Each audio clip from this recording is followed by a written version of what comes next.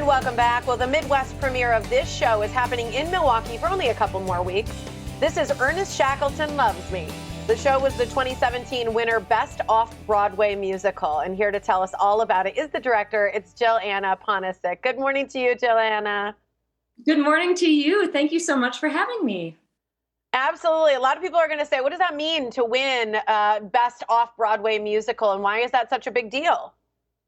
Oh, it's an incredibly important recognition of an inventive and wildly creative piece. I love that. It is. And this is wildly creative. Okay, so this is a little bit of a love story.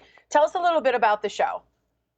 Well, the show is centered on a character who is a middle-aged composer, violinist, single mom who puts together a dating video that is heard by explorers from throughout time, in particular, early 20th century Antarctic explorer Ernest Shackleton.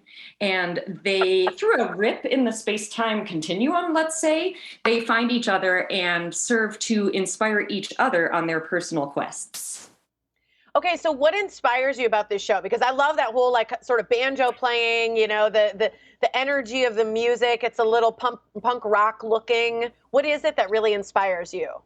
Oh, yeah, for sure. The piece is chock full of infinite inspiration. It inspires me that the performers are working so full throttle in their craft. The woman who plays the character Kat is playing electric violin quite virtuosically, as well as singing and acting. And the actor who plays Shackleton learned how to play the banjo and also plays guitar, as well as singing and acting. And the music is this incredibly sonically huge amalgam of recorded tracks and live performance and electronics. It's really eclectic and really exciting. And the story itself about maintaining optimism in the face of truly impossible odds is hard. You can't ignore it. You can't not apply it to your own struggles, whether they're personal or whether they're the pandemic that we're all grappling with. See, and I love that. We've been talking about optimism today, Joanna. That's one of the things we've been talking about in the show. And I think that whole message of optimism in the face of difficult odds is truly something that does inspire us, makes us feel so good when we watch a show. Plus, music connects us in ways we don't even expect and can move us so much as well. What should audiences expect? You have to kind of be a little bit hip and cool to enjoy this. Can you like old school sort of musicals and plays to jump on board with this show as well? Of course, you don't have to be hip and cool. I think that this piece is full of so many curious gateways to experience it. I've heard from people who have said, what was that? I loved it. I think you want to be primed for surprise when you go to see it.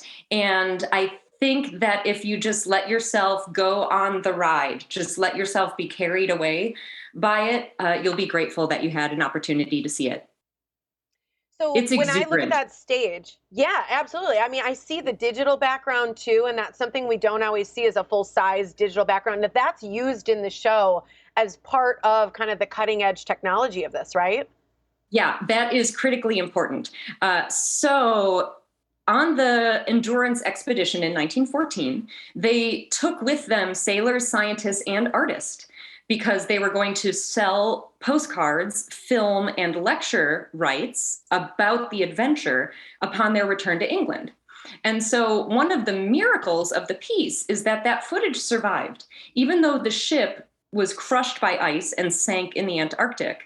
The Frank Hurley, the photographer and filmographer, saved several canisters of his work and carried it for months and months and camped with it in the Antarctic. And we have the privilege of using it today. And there's something really, really special about sitting and watching that original footage of this Antarctic expedition while hearing this contemporary story melded with the Shackleton adventure. I mean, that just blows my mind. To know that there's this historical element that's brought into modern day with this sort of pop music That's really Yeah. cool. So there's truth to this story. There's history behind this love. It's true moral courage and true optimism. It's just remarkable that all of the men on the expedition survived what they went through. So is Ernest Shackleton himself, that is a true name and a true person?